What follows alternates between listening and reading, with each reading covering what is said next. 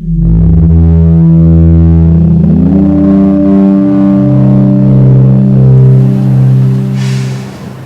acknowledge that these mountains, valleys, shorelines, and bays are the traditional territory of the indigenous people. May we all nurture our relationship with our Coast Salish neighbors, where we all reside today, and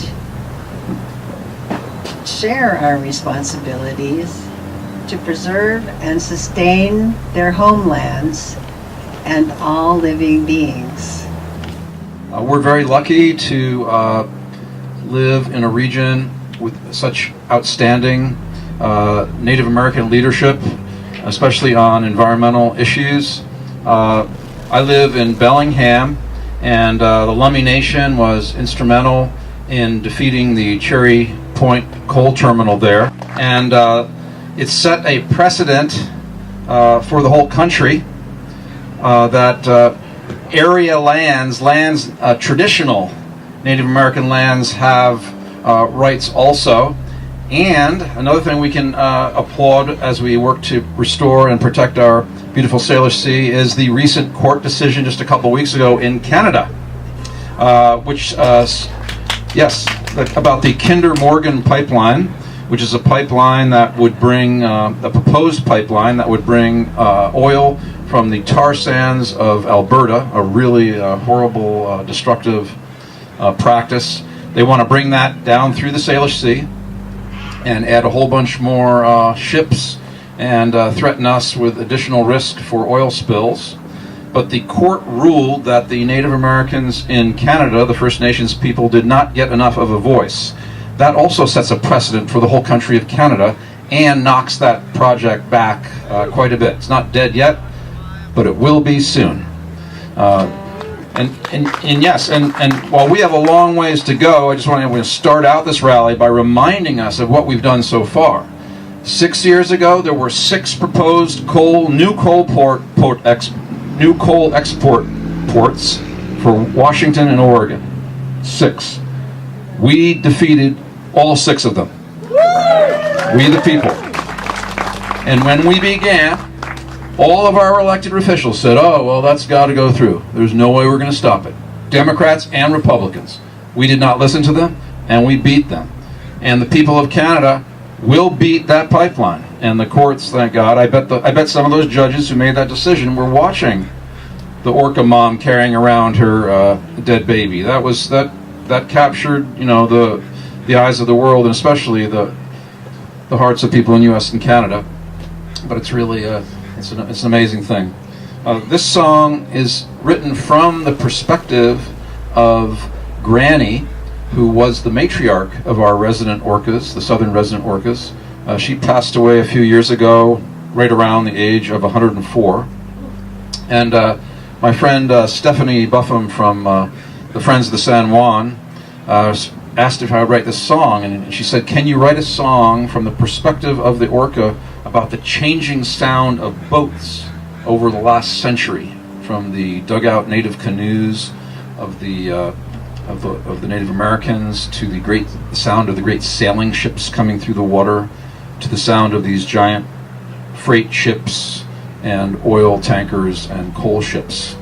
And I did a tour where one show where an orca scientist spoke, and he spoke how orcas can talk to each other at least 8 miles away through their songs. They can be having a chat. But when the giant ships are going by, and they can be miles away, they're so loud that instead of being able to hear each other 8 miles away, they can maybe hear 100 yards. Imagine how that would affect their ability to live. Imagine how it would affect their bodies. So when we beat these coal ports, when we beat these pipelines, there's still a lot of ships out here. We're doing a big step forward for the orca and for everybody. And there's a movement to create quiet zones where certain regions of the Salish Sea would be quiet for certain amounts of time. So you might have a 12-hour or 24-hour no giant boats there. Imagine that. Like, imagine being an orca and never being able to have silence. Now they're so smart. My guess is they'd figure out, okay, Tuesday at noon, we're going over there. You know, but that's a thing in motion with our scientists and our government, and almost that soon.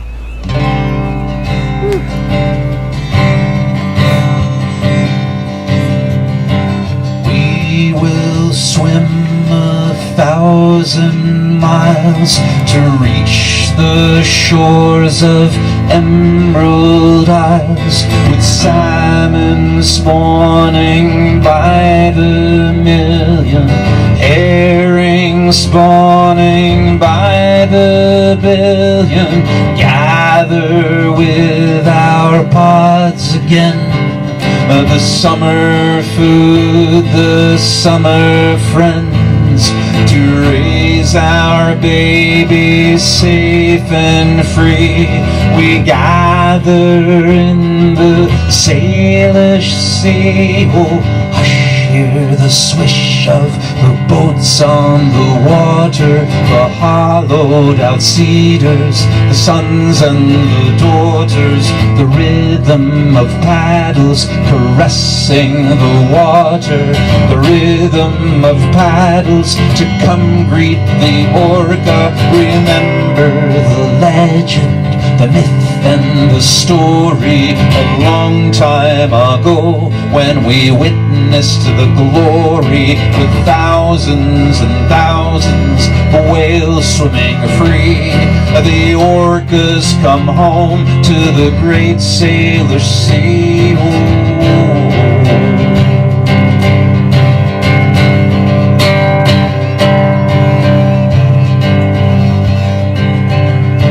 I hear your song for many miles, your distant thoughts, your distant smiles. Today we fish in different bays. Tonight we meet again to play. Oh, hush, hear the swish of the boats on the water, sailing ships with the sons and the daughters, the wind and the wood sailing out to the water, the wind and the wood sailing out to the orca. Remember the legend, the myth and the story a long time ago, when we witnessed the glory with thousands and thousands of whales swimming free.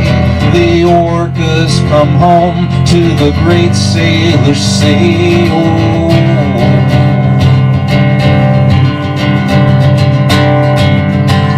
So fully participate in this Salish Day of Action that is so needed, and giving us the opportunity to share our voices and raise our voices with those of our neighbors along this cherished coastline. So thank you, everybody, for being here and for your participation. So, you know, we really have been very clearly hearing from the creatures whose very lives depend on this sea. And the call to action cannot be too loud or too urgent. You'll be hearing more today from your partners here with their booths or from this microphone on different ways that you can take personal action to help. I know many of you are already there, but there's always more we can all do. I'd like to share just a little bit about part of what the city and county have been doing since 2007 in a way of taking action, and that is on climate change. The city of Port Townsend and Jefferson County came together to jointly adopt a resolution to address climate change by reducing our greenhouse gas emissions to 80% below the 1990 levels by the year 2050. And we're working on those goals. There's several of us here that are on the Climate Action Committee. If you're interested in learning more about that, I'd be happy to speak with you about that. But right now, we're focused on the creatures whose very survival does depend on the Salish Sea. And I've also, in addition to that, though, my role is to talk a little bit about how we, too, as humans, depend on the Salish Sea, and a little bit about the economic impacts that this wonderful body of water brings to our shores.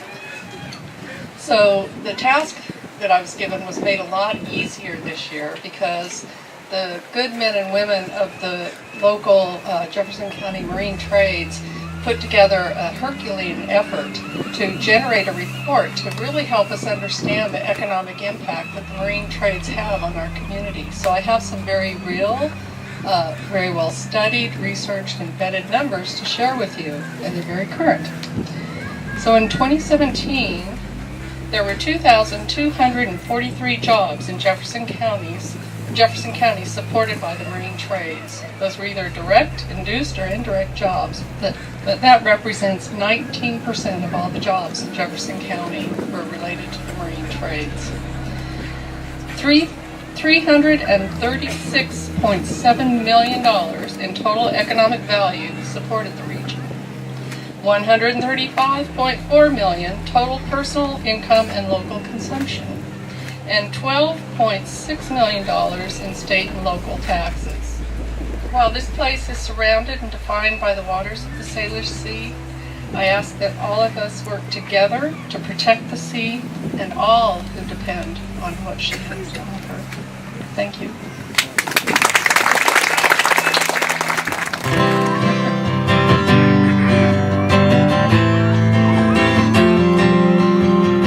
This song is called Willie Says, and I wrote this for Willie Cooper, who was an elder and leader of the Lummi Indian Nation in the Bellingham area. And Willie and her husband, Chattiscatum Wichitalam, helped to resurrect the traditional Lummi longhouse religion. And that was a very big deal. As many of you are probably aware, Native American religion was illegal in most U.S. states until the 1970s.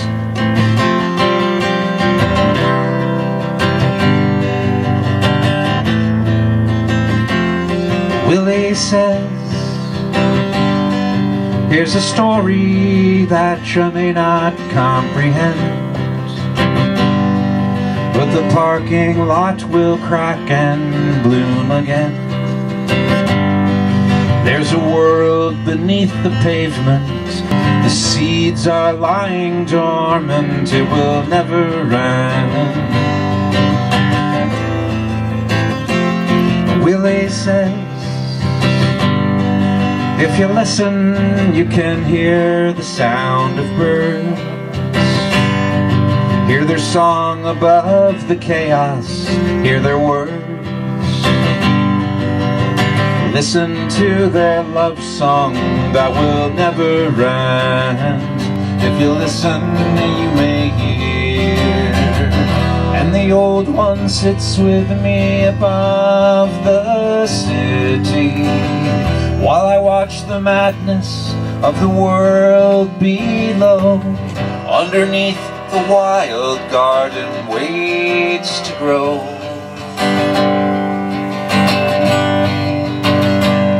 Willie says, when you say you are afraid, I understand. In a place where one can rarely smell the land,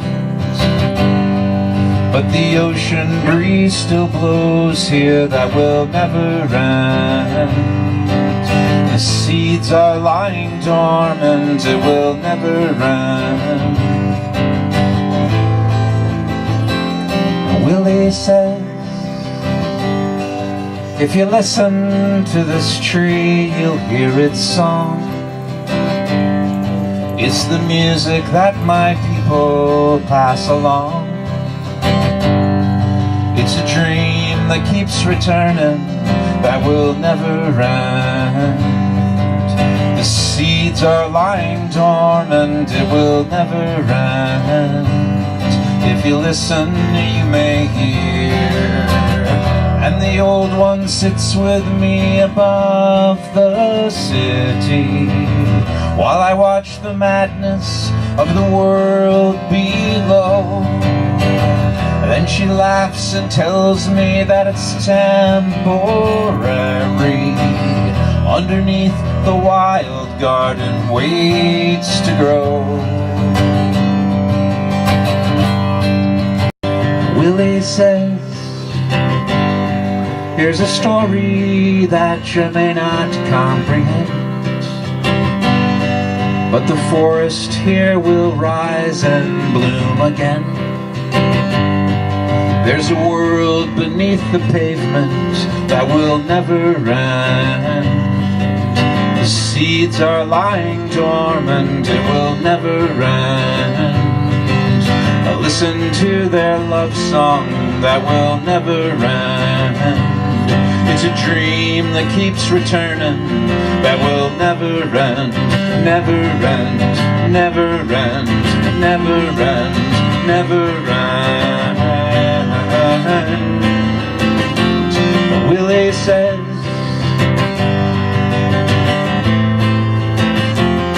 Willie says, oh, Willie says,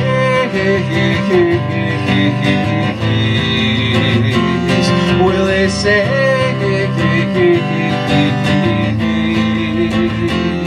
Willie says. Those graced with the experience of seeing a breaching orca know that it is a glimpse into eternity, producing a sense of awe and wonder that at times is in short supply in our modern lives. Whether you're 6, 16, or 60, if you share a moment with an orca, you will be reminded in the depths of your soul that we're playing but a small role and we're part of a larger picture. So I really appreciated that, and it kind of brought me to think of York, the Salish Sea from York's perspective, swimming in the noisy, somewhat contaminant-laden soup that we provided it, and it can't escape it. It can't change its home. Kind of like us when the wildfire smokes were inundating this. We had nowhere to, this is our home. We had nowhere to go. We had to breathe that, and so that made me think of the fish and their lack of choice. So I've been asked to talk about some of the threats to the Salish Sea. So I don't want to bring you all down. I kind of I have some solutions here, and I want you all to think of other solutions and kind of move this ball forward. So we need to become aware of the issues, which you're here actively doing, and actively address them. And remind ourselves that small efforts are a good start, and it takes many small efforts to become a great effort. And then in time, we kind of raise the social norms with our behavior and what we do in the environment and in our lifestyles to protect the environment. So don't think a small thing's not going to matter. It all adds up. So some of the threats, one of our biggest ones, as identified by our State Department of Ecology, is stormwater flowing into the Salish Sea. So the water running off our landscapes. It's estimated that about 370 billion gallons flow off our landscapes and go into the Sound every year. So what's it washing in? It's washing fertilizers and pesticides and pet waste and other animal waste and things from our cars. There's heavy metals in our cars. There's the polycyclic aromatic hydrocarbons that go up but come back down with the rain. That's all washing in. Our brake pads are wearing down that have heavy metals such as copper, and that is especially harmful to fish. And lastly, and then people don't think about this much, is the formulations in our tires. And we all know tires are also always wearing down. So there's vulcanizers, there's heavy metals, there's other things in those tire compounds that affect our fish and the ecosystem. So there's research going on right now between NOAA and Washington State University looking at tire formulations. So, and their impacts on coho salmon especially, but other fish as well. So there's active research, but part of the solution is drive less. Buy local, buy things that don't take a lot of tire wear or fossil fuels to get here. and minimize your transportation use. Other solutions for stormwater is leave trees in the landscape. They're great stormwater mitigators. Create rain gardens and bioswales. So bioswales just a ditch, but you can line that with a typical garden mix: 50% compost, 50% sand, which you can buy in a garden supply store, and that takes out the contaminants and soaks things into the ground. So bioswales and rain gardens are important. If you want to learn more about rain gardens, we have some brochures up there that talk about the resources available locally through WSU Extension. Our local Marine Resource Committee, which has a booth right here, is sponsoring a rain garden getting put in uptown Fort Townsend near the high school along someone's private property. So an issue that you may be semi-aware of is that much of our clothing, they say roughly 58% is made up of plastics. And so these microfibers are getting out into our waterways. They're not picked up, for the most part, by our sewage treatment plants. It's estimated that a typical leaf jacket sheds about 250,000 pieces of plastic off it every time you wash it. So, and we all know that, from the lint filter in our dryer, but also in our washers going out in the wash water. So that's coming out to Puget Sound and the Salish Sea, unfortunately. These microplastics, why are they bad? We don't know what they do in the ecosystem. Things that we do know is they do harbor bacteria. They pick up bacteria and they thrive on the surfaces of them, and that can be harmful to aquatic organisms. They also, oysters are filter feeders, so they're filtering the water and picking up whatever's in the water. And same thing with the bottom of the food chain. They're picking these up, and these plastics and bacteria and contaminants, bioaccumulate in the ecosystem. So what can you do? You can wear less synthetic clothing. You can wash your clothing less. You can lobby for and support research for solutions and improved sewage treatment options and regulations to make these things happen. So we can't just feel helpless. There are things that we can do. There's so many local organizations doing great work that you can get involved with. Another thing that kind of runs through our septic or sewage treatment plants is pharmaceuticals.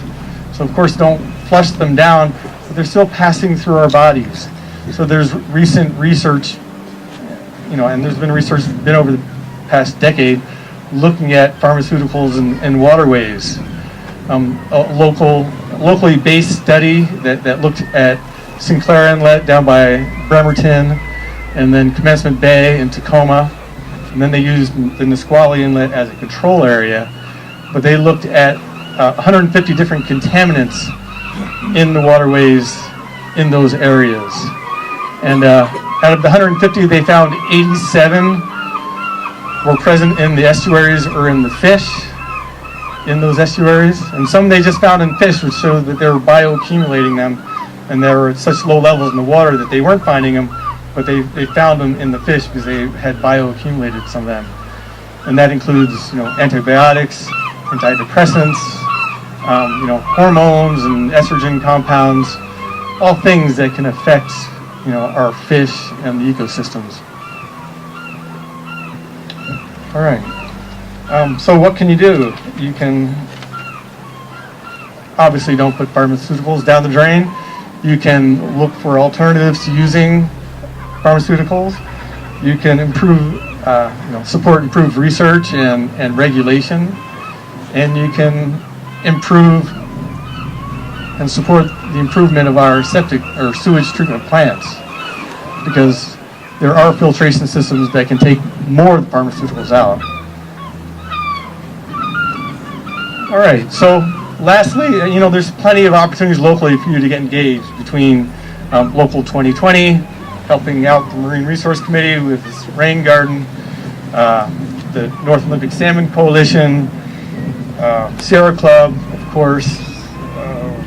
There's just a range of efforts. The Marine Science Center is doing a beach cleanup as we speak. Or just do what you can. You're walking down the beach, you see a piece of plastic, stick it in your pocket. And lastly, do what you can to get the message out, whether it's singing incredible songs and inspiring people, whether, it's theater like the Nomadic Tempest that's happening right over there tonight and last night, the night before. Do what you can, sing, create, get involved, be the change. All right, well, thank you very much, and it's been great being up here. Thank you.